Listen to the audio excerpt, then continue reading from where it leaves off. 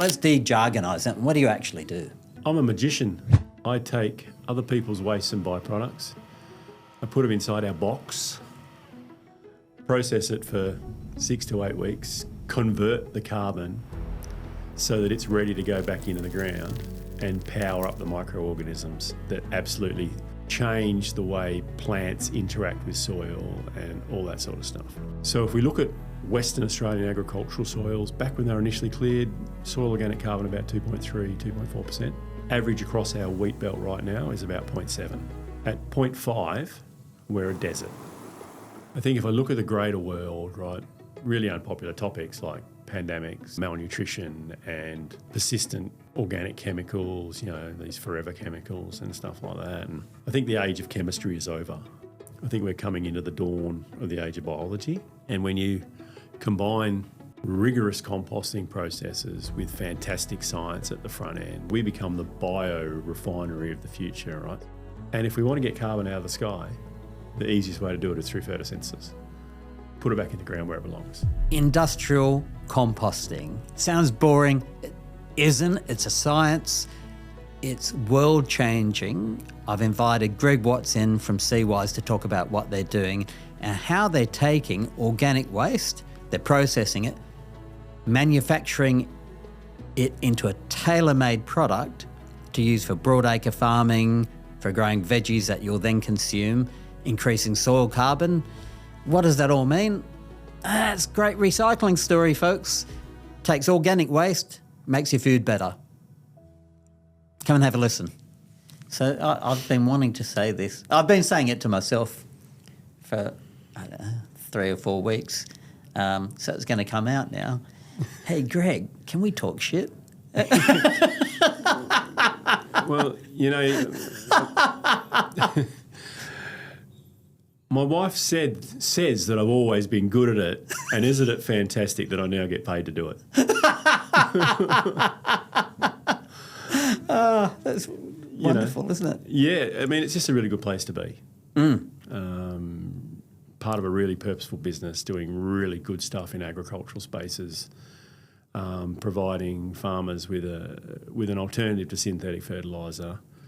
You know, not all heroes wear capes, but you know, capturing and recovering organic carbon byproducts, processing that, and putting it back in the ground, that is going to change and potentially save the world. Yeah.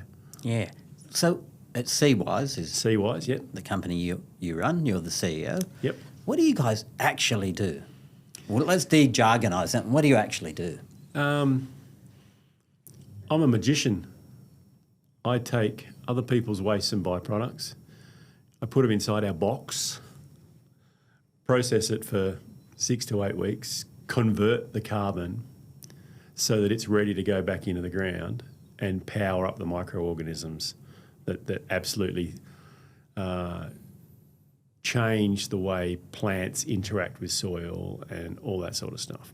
In layman's terms, I'm a composter. Most people can identify with compost. We've either had it in our backyard as a childhood or we have it ourselves now. We just do it on an industrial, commercial scale. Let's dig into the science of that a bit, because I reckon a lot of people don't know yet, hopefully they know after we speak to you, how this actually works and what problems it solves, importantly. Because I love it. I look at how it works and the outcomes. Yeah. And you go, why aren't we doing more of that? And that's a really good question, right? Like we, if we look around, you know, the development of broadacre agriculture in Western Australia, right? It came out from the Swan River colony, you know, World War I, World War II land releases, go out, we give you some land in the wheat belt, go and farm it. You know, the colony needs to grow food, we need to grow, right? So we cleared these ancient forests, and we won't debate that today, but we cleared these ancient forests. Generally by axe and fire, bulldozers eventually were changed, right? And if we looked at soil organic carbon levels back then, we were sitting at about probably 2.3, 2.5% soil organic carbon. and anecdotally, like the older generation of farmers, I'll call them, right? They're over 60, over 70, right? They will say that I've never, the crops that my dad grew or my granddad grew were fantastic, right? Because we're operating with less chemicals, less chemical fertiliser, and we're relying on the ground and our farming practices like grazing animals and stuff like that to provide the nutrients. Manures, green manures, ploughing crops back in, growing legumes. We're doing it a more natural way, right? So then synthetic nitrogen came around and we've gone, wow, I can grow more food with this stuff. It's application, in it goes at the time of seeding, plant grows, boom, off we go, right? What we didn't understand, or we might have, but not to the same level, is that the process that enables plants to use nitrogen actually burns carbon out of our soils. And it's because of those microbial or microbial activities, the bacteria and the fungi that their food source is carbon, so that they can process the nitrogen into a plant available nutrient. So if we look at Western Australian agricultural soils, back when they were initially cleared, soil organic carbon about 2.3, 2.4%. Average across our wheat belt right now is about 0.7. At 0.5, we're a desert, right? So everyone understands that emotive term of desert. So then it doesn't matter how much nitrogen we pour in. Like we've lost and let's take a step back. And what the carbon did in the soil is it not only fed these microbiology, but it also allowed nutrients to be bound. It increased the soil's nutrient holding capacity. It increased the soil's water holding capacity. It increased, the macro and micro invertebrates that are running around forming soil. Yeah, because soil's not just dirt, is it? Well, it could be, but if you drill down to understand what makes a good soil, you're talking about almost a micro ecosystem. Yeah, we're talking about a microbiome that exists in there with different bugs and, through the ones that we can only see through a microscope to the ones we can pick up in our hands, like earthworms and beetles and stuff like that. They all play a really important part in nitrogen cycles, in phosphorus cycles, in water cycles, everything. So if I were to strip that back for a second, would it be fair to say if we have a really, let's call it a rich soil, its microbiome would be rich in microorganisms, macroorganisms, so everything from bacterium, fungi to earthworms. And people can relate to it. They would pick up a rich soil and say it's dark, it's probably got a smell to it, and stuff will grow in it. That's a really good soil. And then on the opposite end of the spectrum, you'd have the desert, which you go, dude, that just looks like sand. Exactly right. And if at its basis, that's the difference, isn't it? Exactly right. Yeah. Because this soil over here, the dark stuff, it has all that organic carbon, it has all that organic matter that's providing the very function that the soil needs to cycle nutrients, to hold water, to all do this. So if we applied this desert, and effectively that's what a lot of our farmers in our wheat belt are growing in. They're growing in sands or gravels or sand over clay or clay over sand. It doesn't really matter. Very low in soil organic carbon or organic matter per se now. And so what we aim to do through the composting process is turn carbon, which everything's made up of carbon, right? If you were once living, I can compost you, basically. So everything's made up of carbon, but you know yourself that if you prune your tree or your shrub in your backyard and you put that mulch down over your garden, a year, 2 years later, it'll still be sitting there. Now, the leaves might have broken down, but the woody fraction will still be sitting there, right? So I associate that carbon and cereal waste, oat hulls, all that sort of stuff is all the same, right? Sawdust, it's all the same. It's we call it sharp. It's hydrophobic, non-wetting. So hydrophobic meaning it repels water. Repels water. Yeah. Yep. And it's dusty, like it's sharp, it's hard, like you're going, what's that really going to do to my soil? By putting it in the composting process and applying, we got some great recipes that work on carbon-nitrogen ratios, because to break down the carbon, you need so much nitrogen to enable that to happen itself. So we aim to take this carbon from being dry, sharp, non-wetting, and effectively turn it into moist, 40 to 50% moisture. Soft, so it's pliable. You can squeeze it through your fingers. More importantly, is that it's hydrophilic, so it just soaks up the water. So we're trying to take it from, and the analogy I use is if I take a brand new sponge out of the packet and you wipe up water, you don't get very much of it. If you take up a sponge that's been pre-wet, you soak it all up, right? And that's what the carbon does in the soil. It provides, or the organic matter provides this sponge ability to hold water, to increase water holding capacity. Through that water being in the soil, it increases the biology's ability to survive, because we all need water.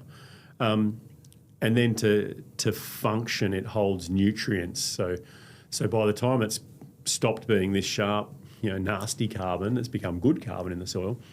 It's created like a lattice is the wrong word, but it's created all these, spaces for microbiology to live and to hold on to the carbon and to hold on to nutrients and all this sort of stuff. And it's just changed what that soil looks like. And our ability as composters is to get our product as close to humus as we possibly can. So humus is the very top layer of the Earth's surface. It's the same as the skin on your arm. Like, there's lots of depth to that muscle, to that meat, which is the soil, but the humic layer or the humus layer is very thin, like your skin. And it's that humus layer that provides the ability for microbiology to take carbon out of the air and put it into the ground. It enables nutrient cycling and mycorrhizal fungi and all that sort of stuff to take the sugars that are produced by photosynthesis through a plant, that put sugars or carbohydrates back into the ground, which the mycorrhizal fungi then feed on to enable them to cleave nitrogen, phosphorus, potassium that might be bound, particularly in Western Australian soils, to aluminium and iron, because we know our soils are rich in aluminium and iron, and they bind phosphorus. So if you think you're a farmer in a high aluminium, high iron soil environment and you apply phosphorus, it gets bound by all of that iron and aluminium. So the uptake isn't in the plants unless you've got some form of microorganism that can unbind it and make it bioavailable. To make it bioavailable or plant available. Yep. Now, also when we blend, so we provide a product that's, we call it fortified compost. So we actively target some nitrogenous wastes to increase our nitrogen in our phosphorus, because we're trying to, with our broadacre farmers, we're trying to match nutrients to crop requirements. Now, we know that carbon protects nitrogen. So if we apply the nitrogen in the form of a compost, we know that that sits in the soil and only becomes available when that plant wants it. We also,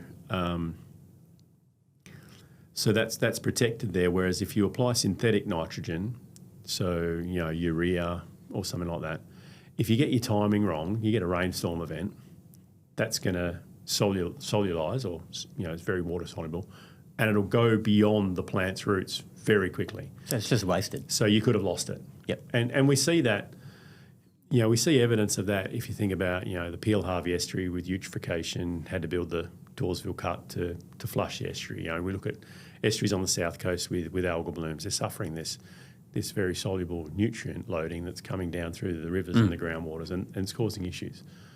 And we're looking at, other schemes to lock that up in the catchment. Some of them are applying aluminium and iron to try and strip this phosphorus out before it hits wetlands. But the way that we apply it in the form of compost, it just holds these nutrients there. And because we're increasing the level of soil organic carbon, all of these nutrients that the farmer's been applying for the last 70 years that have been bound up by this aluminium, by this iron, are not bioavailable. Well, suddenly the microbiology is actually cleaving these out of the binding sites and making them plant available. So what we're seeing anecdotally is we're seeing we're seeing an outcome where the crop is actually growing bigger, stronger, higher yields than the nutrition program that we provided should achieve, right? Because it's actually the plant's got more available nutrients from what we're able to liberate with our increasing carbon. Yep. So the farmers, it's an ugly word, but the farmers mining their soil. They put all this money in over 70 years. Now we're slowly seeing it come back. Yep. Yep. That's an interesting story because I never stopped to think that the nitrogen might be bound and still sitting there. Yep, it's just locked up. Traditionally, phosphorus is very good for being locked up by aluminium and iron, right? So if you look at some of the water treatment technologies that are taking phosphorus out of perhaps wastewater treatment systems or something like that, they're using elements that are high in aluminium, high in iron. Iron Man gypsum, for instance, is a commercial product available to do this. And the ability for the microbiology, because the bacteria are everywhere. I have a conversation with one of my mates who's a biologist to say that are the bacteria on my skin mine or am I their host? Well, am I their human? Yeah. So they're everywhere, right? Yeah. So if we give them conditions where they can thrive, then the outcomes are great. So part of the interest in this conversation for me was the effect on productivity and increasing the nutrient levels in the food that we eat. Yep. Right? Because it's not rocket science if you think about it. If you grow a potato in nice, beautiful, rich, dark soil, you would imagine you get far more nutritional value in that potatoes, probably more potatoes too, probably bigger potatoes, but they'd be more nutrient rich than if you grew it in the desert. Yep.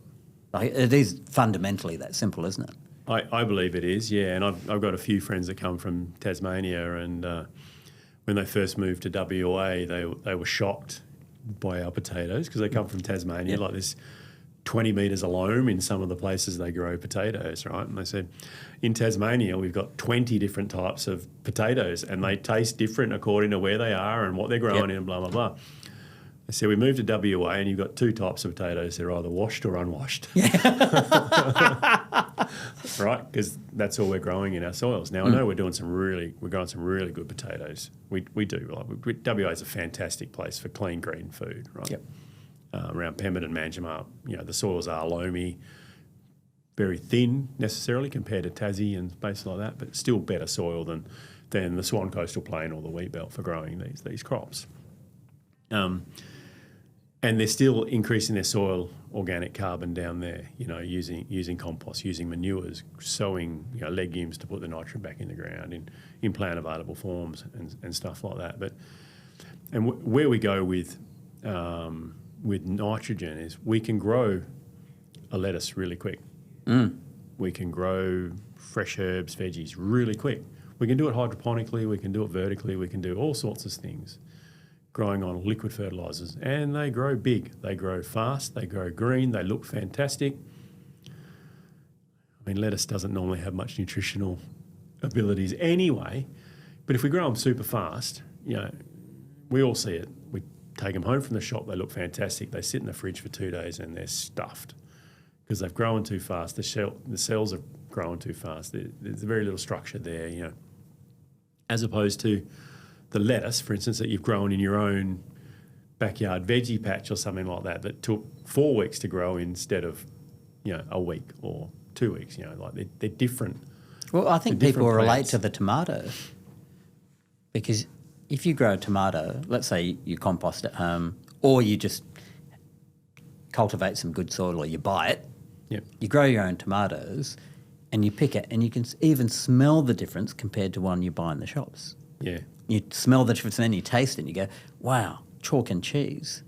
And that is principally the way it's grown, isn't it? Yeah, I believe that's the way it's growing. So we grew rock melons this summer because one of my sons really had a hankering for rock melons when we were walking through Bunnings, right, looking for plants to grow on there. They've each got a raised garden bed that they grow their own veggies in.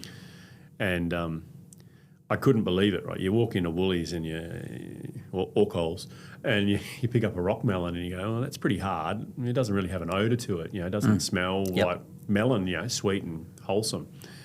So we had about 8 or 9 rock melons on this vine and the whole backyard smelt like rock melons. Like you could smell the sugars, you could smell the sweetness. And I just went, that's the difference between growing in good soil, in taking time for the plant to grow, And we all know that the veggies you grow at home are just about the most expensive due to the amount of water you use for what you actually get, right? But it's still really important for our kids to know where their food come from, to know how to grow their own food and understand those links with nature, because ultimately they're going to be driving the decisions around what I eat in my nursing home, and I want to make sure they understand what good food is, right? Yep. So because you do this industrially and you're producing around 90,000 tonne? Yeah, thank you. 90,000 tonnes at the moment and growing, I believe. That allows you the capability to say to broadacre farmers, market gardeners and a whole string of agricultural producers, hey, why don't you use this product instead? I'll go out on a limb. If you use this product, you're going to increase the value of your soil. Yep. Theoretically, you increase the nutritional value of your product, of which I would say, and we have to be commercial. They go, well, we've got to produce a volume, we've got to make a buck, and it's not that easy actually, and they're right. There's lots of challenges with it. But would it be right to say, Greg, if you said, well, if you use those things, you may not need to, or you'll significantly reduce your reliance on synthetic nitrogen, synthetic phosphorus. So your fertiliser spend will drop. Yep. The value of your soil will grow. In theory, you'll produce more crop. Yep. And there seems to be some evidence. I know I spoke to you about one client where that's absolutely the case. Yep. And I have no idea about this, but I would imagine one knock-on effect is you may not need to use as much pesticide. Mm-hmm. I'm making that up, by the way. Yeah. But I'm just thinking through the scientific logic of it and the chemicals. I'm going, well, wow, wouldn't that be a thing? If we could say, let's use this industrial grade product, and it is, I've been listening to you, it's scientifically produced to match to the crop, so it's crop appropriate. Yep. If we did a substitution and we could increase the production of the crop, reduce our spend on nutrients and potentially reduce our spend on pesticides, then now it becomes commercially viable. Yep. I find it difficult to believe that you say that as an uninformed man, but that's all right. Like we've had a couple of conversations already. But that's exactly right. Okay, so one thing that Seawise brings to a commercial space in Western Australia is that we have an empathy with farmers. They are up against the wall at every opportunity. Like they're heavily reliant on weather that they have no control over. They're heavily reliant on world events that drive their fertiliser prices. I'm being apolitical for this interview, but they're pushed by large supermarkets on a traditionally take or Yes. take it or leave it. Yep. Guys, produce your crop. We're going to pay you this much for it. Like they're not making the money. They're working bloody hard to feed us, and they're not the ones making the money. And not only, can I add to that, not only is it take it or leave it, here's your price, but you must produce it that looks like this, has these specifications, and if it doesn't, we're not buying it. Yep. So we have a great empathy for our farmers, for anyone we work with, to go, we make compost. We believe we make great compost, some of the world's best compost. That doesn't mean that I should put their farming system at risk just so that I can sell it to them. Yeah. Right? Yep. Because that's unfair. They've got enough up against them. We don't want to be a snake oil salesman. So our approach to farmers is, and industries, these industries that produce these organic wastes, like,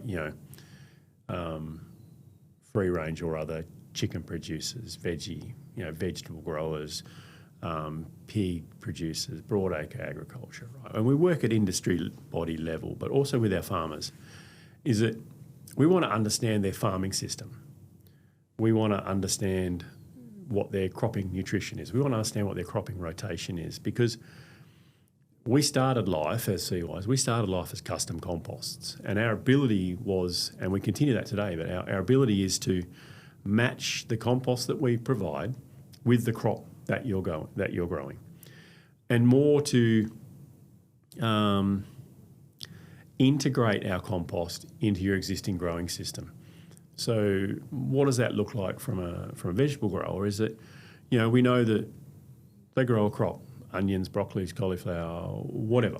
Once they've harvested that crop, there's this woody, predominantly carbon material that they need to break down before they can plant their new crop. Yep. They generally plough it, cut it up, do whatever they can to get rid of that. And, they're generally hitting it with a pesticide to kill the nematodes or to kill anything that can proliferate under crop on crop on crop on crop, right? Like that's the way we all have to use every square metre as often as they can to make their money, and we get that. So, for instance, vegetable growers, we've done work with them, because a lot of their nutritions are provided by liquid applications now through fertigation systems. That doesn't mean we can't improve their soil. And so what we've done with trials is we've applied heavy rates of a specialised compost product that assists the soil and the soil microbiology to break down that woody debris or that debris that's left after vegetable crops.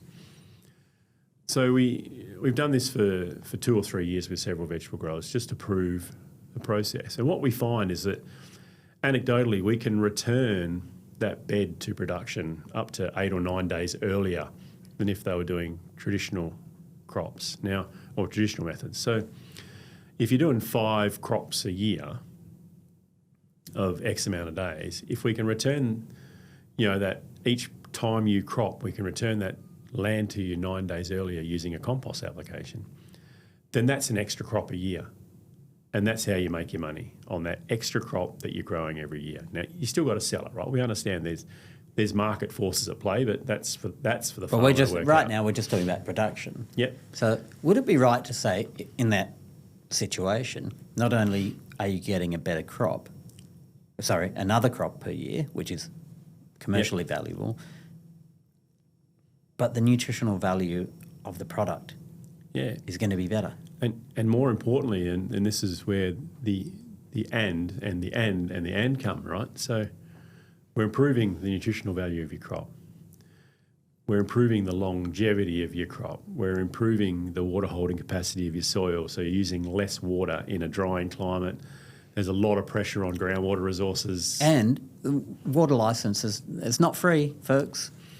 It's not free. And you water need power costs to pump a it. lot. Yeah. So you've got power cost, you've got your raw water costs. So if you could drop your water, and I'm making this up, by 20 to 30%, that in itself is a massive saving. Yeah, and we don't necessarily like to substitute all synthetic nutrients in this space, because we know there is other stuff that they do use and will continue to use. but we augment it. So you can use less because you're not losing it through the soil because the carbon's grabbing it. So we're doing all this stuff. And we're growing healthier plants because of the ability, bigger plants to photosynthesize more, grow bigger root systems, improve the carbon through the root systems, putting the carbohydrates back into the ground for the mycorrhizal fungi. So your soil's healthier. And you're not using fungicides because the good bacteria and the good fungi are destroying the bad fungi, right? They outcompete them, don't they? Yeah, we see it in oats with Septoria fungi, for instance, where if you apply compost to a paddock, we're seeing anecdotal evidence that there is no Septoria fungi. So there's all these added benefits, So the way I like to describe it is, we do all that for you and the carbon comes for free. Yep. Right? And if we want to get carbon out of the sky, the easiest way to do it is through photosynthesis. Put it back in the ground where it belongs. Yep. Great. Yep. How do you produce your compost? Where do you get the raw ingredients from? Because as a business, I find that fascinating. Yeah, so we've had a long affinity and skill set around circular economies. So we like to identify these organic carbon wastes that are out there, be it forestry waste from mining operations or grain waste from cereal production. Your listeners probably associated with a Verge collection of green waste, for instance, or the self-haul where you load all your branches up in your trailer and take it down to the tip. We capture all of these. We aggregate them. So I've got a very large site to produce 90,000 tonnes of compost with a lumpy ingredient supply and a lumpy sales cycle. You need to have space, so we can stockpile this sort of stuff. You were kind enough to invite me out, so I've seen it in real life. Yeah. And then we go, right, we've got this much carbon and I now need this much nitrogen so that I can process that carbon. So we then pursue organic liquid waste streams from society. So we're looking at things like grease trap, brewery sludges, wash waters out of, say, chicken processing factories, the piggery which we live next door to, right? We take all their water. And so we match our carbon nitrogen ratio to where it needs to be to create really good compost, which is about 25 to 35, carbon nitrogen ratio. We then mix it up, get our moisture up to about 55%. And when you saw our site, you would have seen our large storage ponds. So every drop of rain that falls over winter, we capture, and we use that to refresh our compost over summer. So that's really good on-site water cycling as opposed to pulling water from a bore.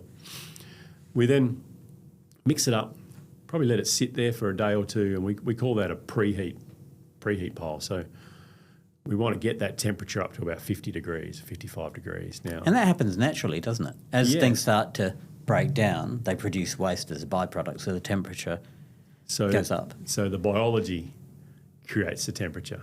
So they're eating carbon, they're generating the heat. So if you've got a really good carbon source, really good biology, you can inoculate it with a primary receivable pond water or something like that to get it up there. But it'll go, and people are often amazed. But once again, if you're once living, I can compost you.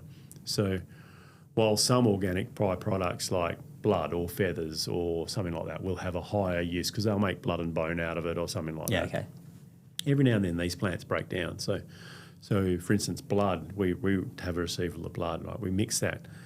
Because it's so high in nitrogen, we have to mix it with a really strong carbon source. So we'll mix that with some Jarrah sawdust or something like that. Okay. Now, that'll come in at 20 degrees, that blood. Within 4 hours, it'll be at 70 degrees. Whoa. That's how quickly it all works to come up to temperature, right? So after we've done our preheat pile, we then move it onto our composting pile. Now, we use a system called Mobile Aerating Floor, or MAF. Developed by Martin Hauck, who's the Haucks are a German family who've composted for 50, 60, 80 years. I don't know how long they've been doing it. Father to son to grandson, you know what I mean? Like that's where they've been.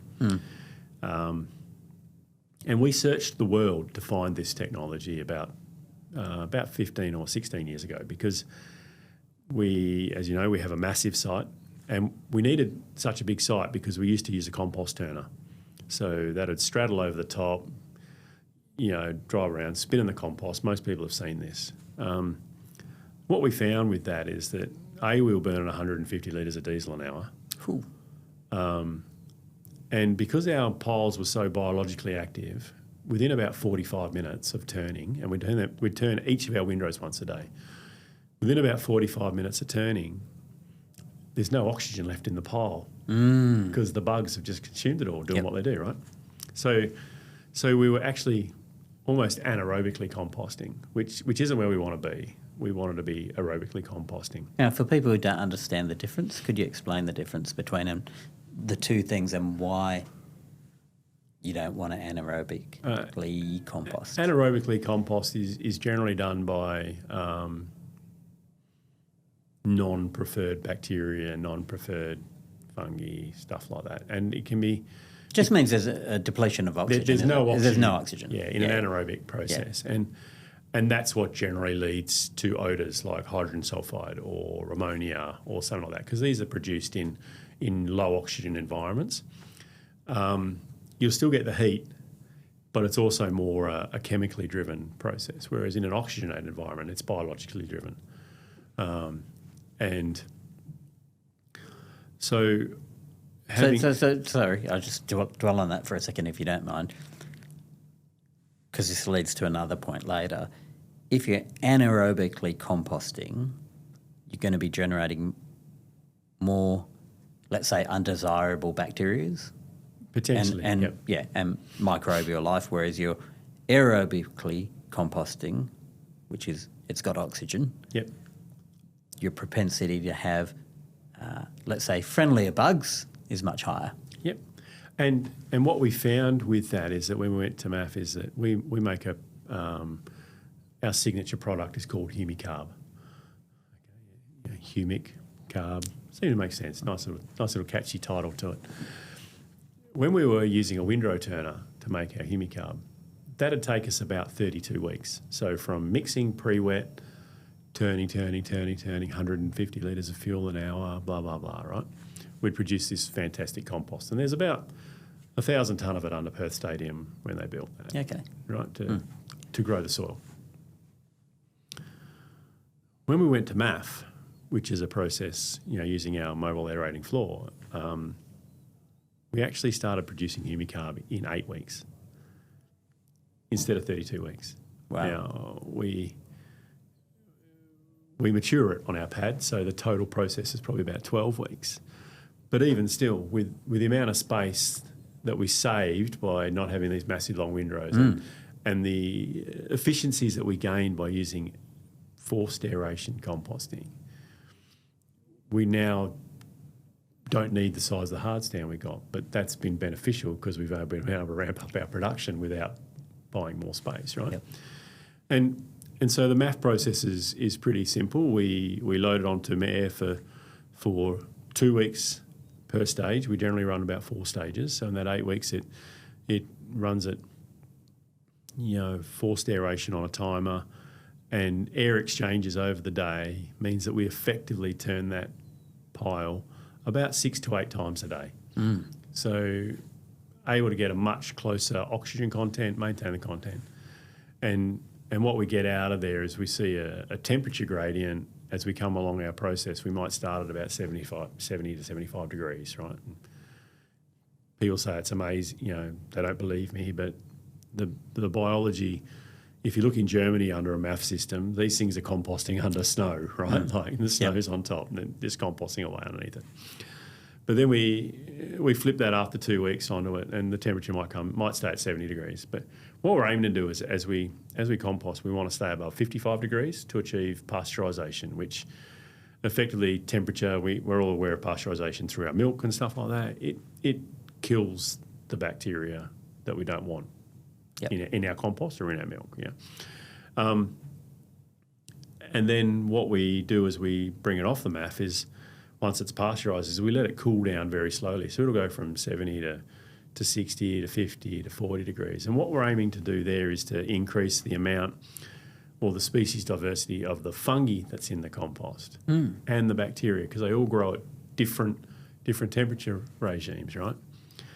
And what we find there is that's when we call them medicinal bugs, because they're good for the soil, they're good for the plants, they're good for the ground, and in the right conditions, they outcompete the bad ones, right? Yep.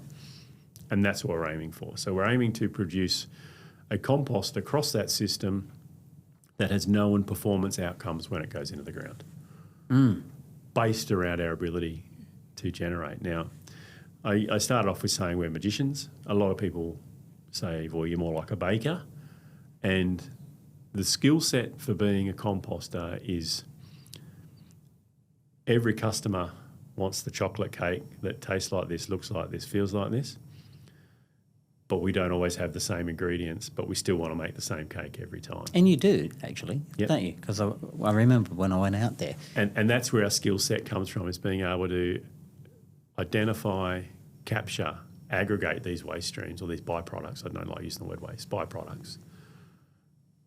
Make the right blend to get the same cake. And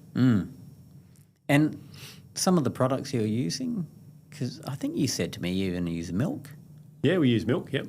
Yep. What are the other, because I wouldn't have even imagined you'd use milk in composting. Yeah. So what are the other byproducts, let's say, that you use commonly that people wouldn't even stop and think, God, that went in my compost? This could be quite controversial because a lot of people think that they're chemicals, that they shouldn't be there. But if you understand that organics, carbon, hydrogen, oxygen, nitrogen, all this other stuff, right? They're all components that composting takes it from being complex and breaks it down into its elements, right? So some things people don't know. So, once living, milk, blood, mortalities. So like chicken mortalities from farm-reared or barn-reared birds,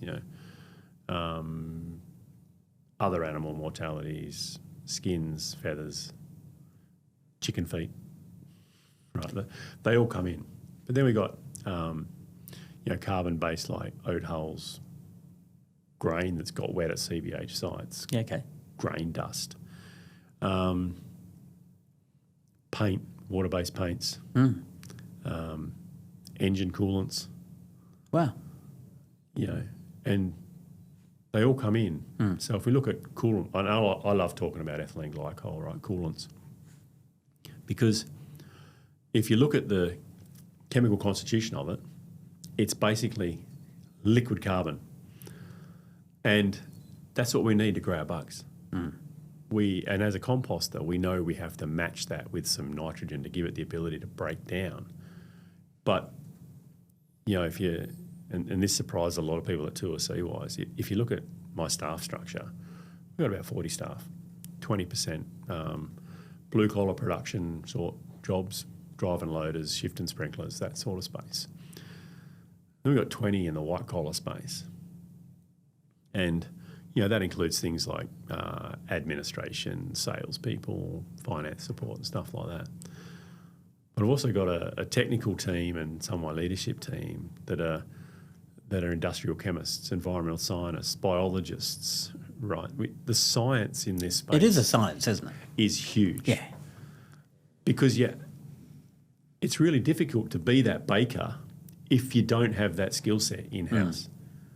You have to be able to ensure that when it goes into that composting process, it breaks down into its constituents and comes out with something that's beneficial to a customer and not just a processed waste that we're trying to get rid of, right? It has to be compost and outcome driven at the end. Yeah, so you're really value driven, aren't you? So you're using science and a bunch of organic ingredients that you're going to break down to produce a consistent end product.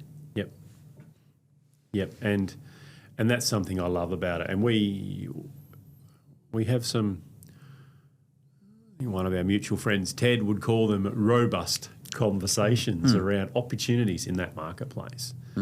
And the ability of my team to go, okay, this looks like we can use it. It's got some risks associated with it. Right. Let's do the science. Let's understand how it's going to break down through our system. Let's find out how long it's going to take to break down through our system. Do we need to do any pre-treatment up front to achieve it? Do we need to do this? Because I look at our business differently to a lot of other people, whereas I want,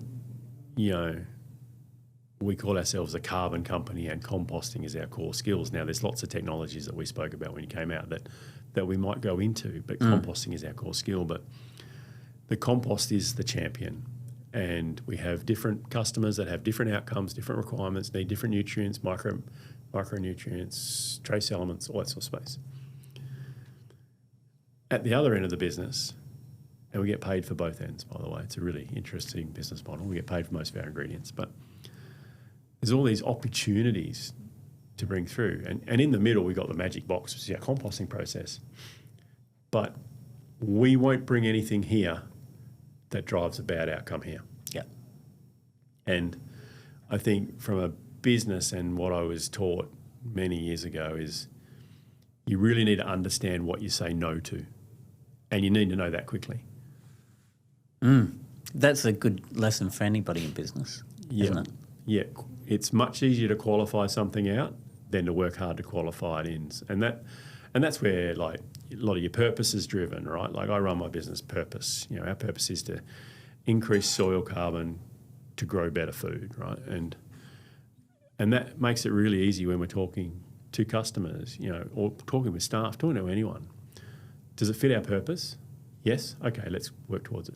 Does it fit our purpose? No, but it might help fund our purpose. Okay, let's look at how we can do it the best way we can. Does it fit our purpose? No, we're just not doing it. Yep. It's just a distraction. And that drives through our core values. I mean, integrity, safety, teamwork, customer service, that sort of stuff. Yeah, that's a good little snippet right there, Greg, just for business, because I think a lot of businesses spend time working on projects or with clients, actually just wasting your time and money. Yep. And if you qualified them out to start with, you'll free up a whole lot of space to do productive work. Yep. And you should only turn up to do your best work, mate, because no one's got time for anything else. That's right. Yeah. What I love about what you guys do as well is you're taking byproducts and instead of them going to waste, because that's what would happen, right? Yep. They'd become landfill of one sort or another. So instead of going to landfill, you're taking it, using science to process it into a usable product that goes back into the food chain. Yep. Would that be an accurate summary? Yep. Yeah, and I'm not the all-being, all-seeing God of composting, right? I'm an environmental scientist by trade.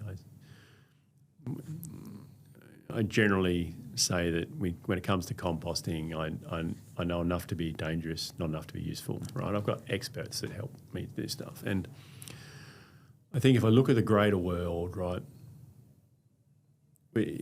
really unpopular topics like pandemics and malnutrition and persistent organic chemicals, these forever chemicals and stuff like that. And I think the age of chemistry is over. I think we're coming into the dawn of the age of biology. And when you combine rigorous composting processes with fantastic science at the front end, then what the composting process becomes, we become the bio-refinery of the future, right? So talk about forever chemicals like PFAS. They're identifying certain bacteria that will break down PFAS in the right composting environment. Talk about estrogen being the biggest contaminant of waterways in the world. Like composting will break down estrogen. All these other endocrine disruptors, all this other stuff that's coming in the wastewater that currently goes to the sewer. We semi-treat it. Australia, Western Australia, goes out to deep ocean outfall. So what's What's the estrogen and the endocrine disruptors doing to our oceans? What's it doing to fish populations? What's it doing to the places where we need to get food from? We've got to think of a better way, and maybe composting and other technologies associated with that capture organic byproducts. That's where we really need to be looking at. I hope you start playing in those spaces as we go. I know what you're doing is probably more than a handful anyway, but pollution of the waterways I don't think is spoken enough about. No. What we don't do isn't very well known or understood, and the consequences of it, I think, is just unpalatable to have a public conversation about. Yeah, and I tipped over in the other half of my life, on Tuesday, right? 51 years of age, right? Still a young bloke. Yeah, potentially. But if we look at we're all given 30,000 days, I think I'm down to about 10,000 left, right? I'm not near the 20,000 anymore, and it's not going to be my problem. It's potentially not going to be my kids' problems, but their kids are going to have these issues. And that's personally for me, that's the legacy that I'm trying to achieve, right? We're going to leave this world in a better place. And that through the work that I'm doing at Seawise and other stuff, I will have made a difference. Yeah, good on you. And that's where we're driving for. Yeah, I love it. Any parting words for people listening? I do like the sound of my own voice, Hanif, but I generally finish most things with one saying, and that's that the race is long and ultimately it's only with yourself. Deep. Like that? Yep, thanks. Thanks for spending the time, Greg. No. I love what you guys are doing. Yeah, I really love spending it with you, Hanif. Like we've been talking about having this for a while, and Indeed. I'm sure that some of your previous podcasts only had voice recordings and not cameras, so I've missed that opportunity, but that's all right. Everybody gets the benefit of seeing what you really look like. That's right. It's Excellent. All right. It's all right. We'll live. Thanks. Thanks, mate. Thanks, mate. Cheers.